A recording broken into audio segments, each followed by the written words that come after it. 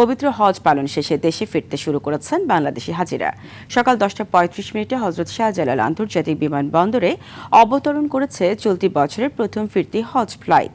Saudi আরবের জেদ্দায় king Abdul Aziz আন্তর্জাতিক বিমানবন্দর থেকে স্থানীয় সময় রাত 12:10 সৌদি এয়ারলাইন্সের ফ্লাইটটি ঢাকার উদ্দেশ্যে যাত্রা করে। বিমানবন্দর ও ধর্ম মন্ত্রণালয়ের কর্মকর্তারা তাদের স্বাগত জানান। অবতরণের পর প্রত্যেক হাজিকে 5 লিটার করে জমজমের পানি প্রদান করা হয়।